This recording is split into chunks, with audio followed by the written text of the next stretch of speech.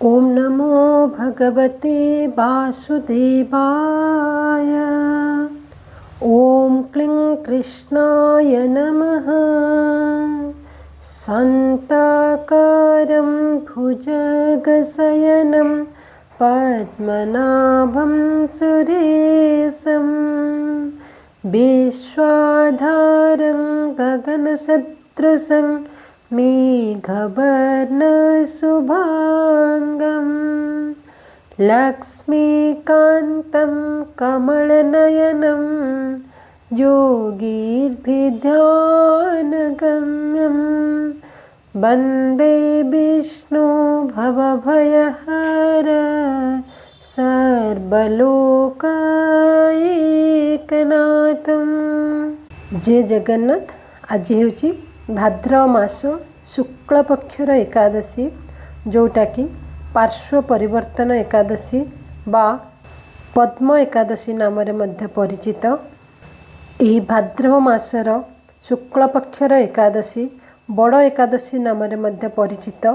वर्ष को 24टी एकादशी आसी थाए, से मध्यरु 4टा एकादशी होची बड़ एकादशी, यथा आषाढ़ मास शुक्ल पक्ष एकादशी होची बड़ एकादशी, भाद्रव मास शुक्ल पक्ष एकादशी होची बड़ एकादशी, कार्तिक मास शुक्ल पक्ष एकादशी जोटा कि हरि उत्थापन एकादशी सेटा होची बड़ एकादशी, और माघ मासर शुक्ल पक्षर एकादशी होची बड़ एकादशी।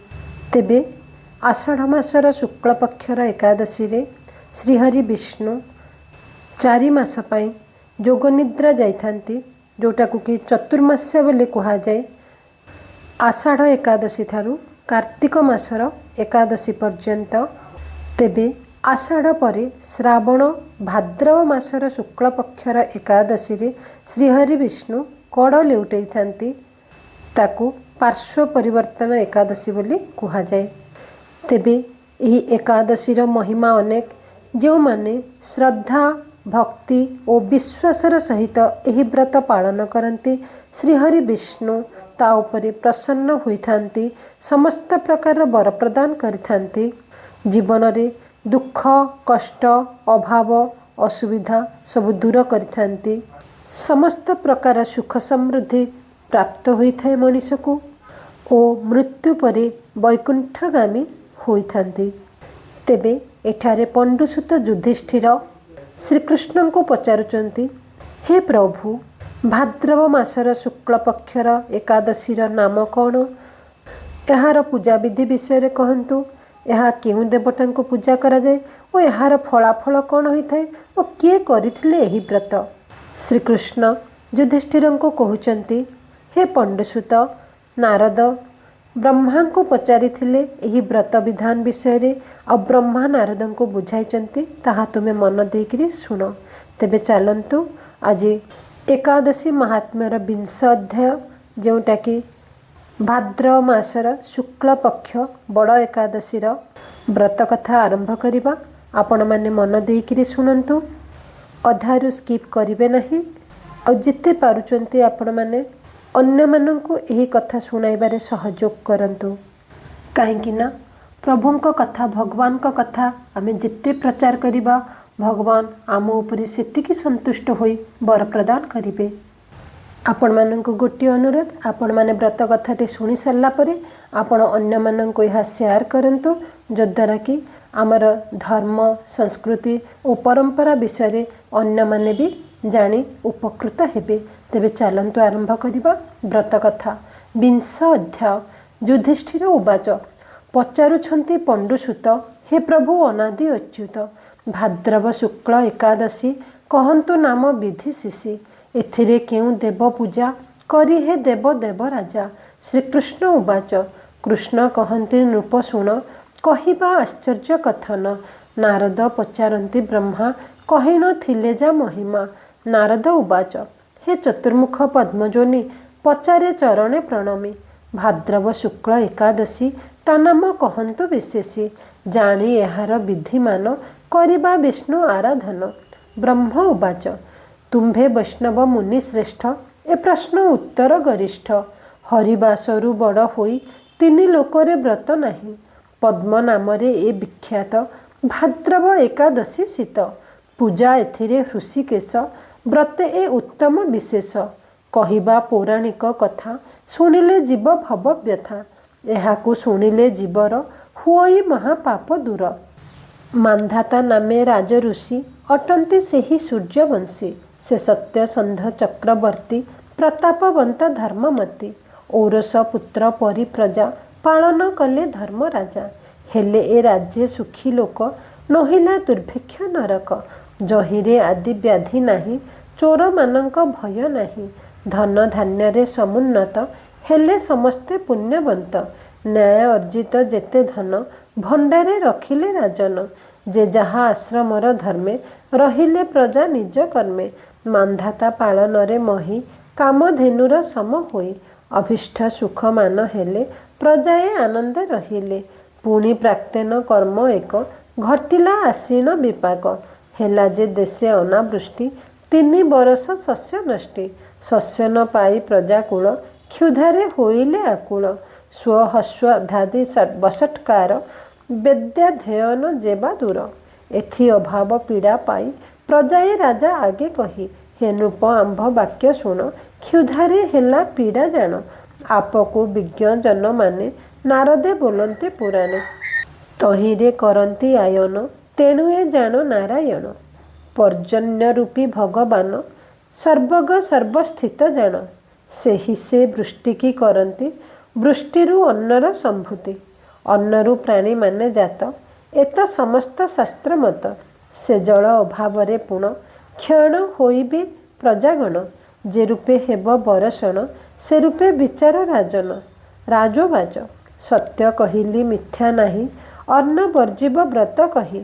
ଅନ୍ନ ହୁଅନ୍ତି ପ୍ରାଣୀମାନେ, ଏମାନେ ଜିଅନ୍ତି ସେ ଅନ୍ନେ। ଶାସ୍ତ୍ରରେ ବଚନ ଏମନ୍ତ, ପୁରାଣେ ହୋଇଛି କଥିତ।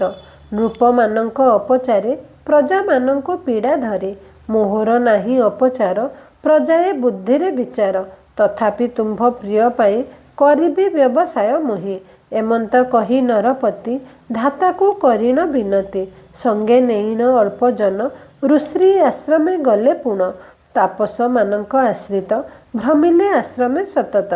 ଦେଖିଲେ ଅଙ୍ଗିରସ ମୁନି, ଯେ ଜାତ ବ୍ରହ୍ମ ତେଜ ଘେନି। ତେଜେ ବିରାଜେ ତପୋଧନି, କିବା ଦ୍ୱିତୀୟ ପଦ୍ମଯୋନି।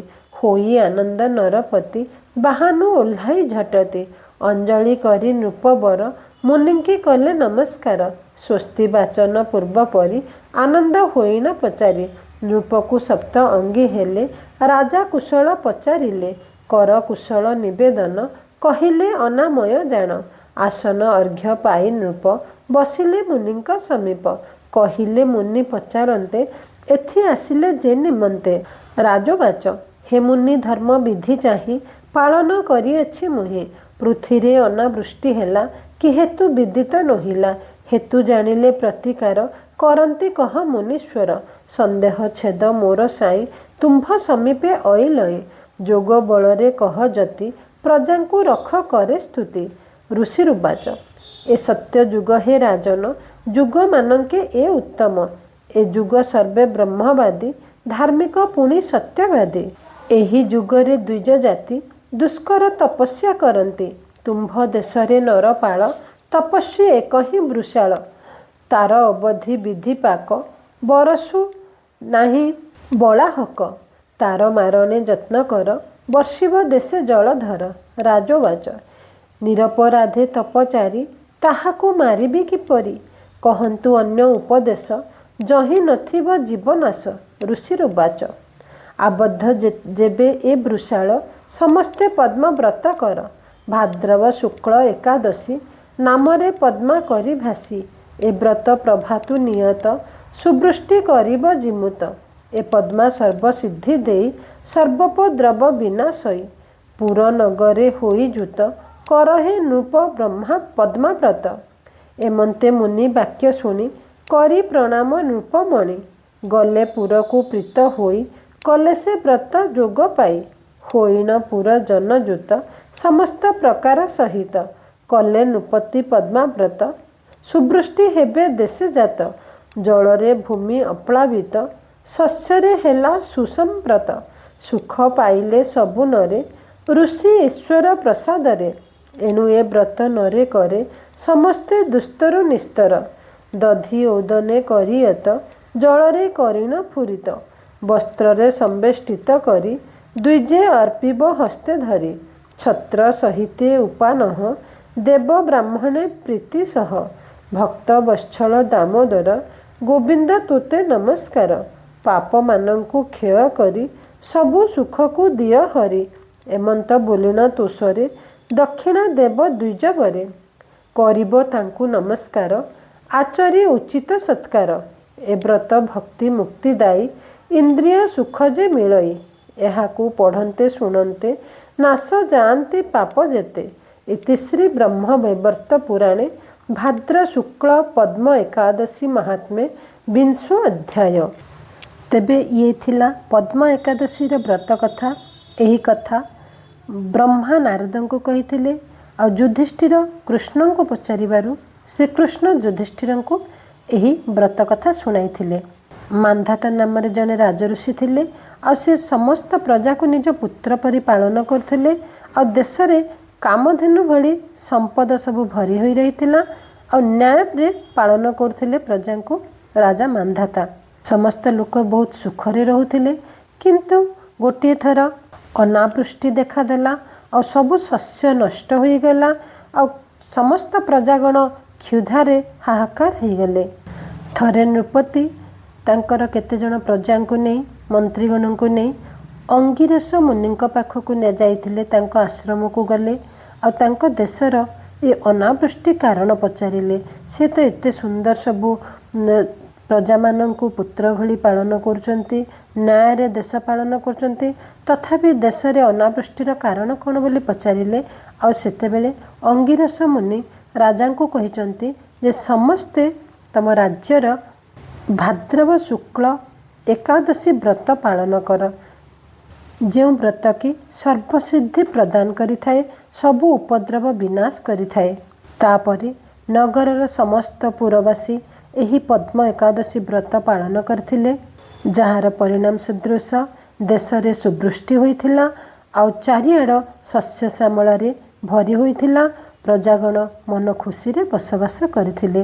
ତେବେ ଏହି ବ୍ରତ ପାଳନ କଲେ ସର୍ବ ପାପ ବିନାଶ ହୋଇଥାଏ, ସର୍ବ ଉପଦ୍ରବ ବିନାଶ ହୋଇଥାଏ, ସର୍ବ ମୁକ୍ତି ମିଳିଥାଏ, ସବୁ ପ୍ରକାର ସୁଖ ଶାନ୍ତି ଓ ସୌଭାଗ୍ୟ ବୃଦ୍ଧି ହୋଇଥାଏ। ଆପଣମାନେ ଶୁଣିଲେ, ଯଦି ଏକାଦଶୀ ବ୍ରତ କଥାଟି ଭଲ ଲାଗୁଥାଏ ତାହେଲେ ଲାଇକ୍ କରନ୍ତୁ, ଫ୍ରେଣ୍ଡଙ୍କ ସହିତ ତାକୁ ସେୟାର କରିଦିଅନ୍ତୁ। ଚ୍ୟାନେଲରେ ଯଦି ନୂଆ ଅଛନ୍ତି ତାହେଲେ ଆଧ୍ୟାତ୍ମିକ ବିଶ୍ୱାସ ଚ୍ୟାନେଲଟିକୁ ସବସ୍କ୍ରାଇବ୍ କରିଦିଅନ୍ତୁ, ଯଦ୍ୱାରା କି ଆମର ହିନ୍ଦୁ ସଂସ୍କୃତି ଓ ଜଗନ୍ନାଥ ସଂସ୍କୃତିର ଅନେକ ପୌରାଣିକ ତଥ୍ୟ, ଧର୍ମ, ପୂଜାପାଠ ବିଷୟରେ ଜାଣିବାକୁ ପାଇବେ। କମେଣ୍ଟରେ ଲେଖିଦିଅନ୍ତୁ। ଓମ୍ ନମୋ ଭଗବତେ ବାସୁଦେବାୟ। ଆଜି ପାଇଁ ଏତିକି। ଜୟ ଜଗନ୍ନାଥ।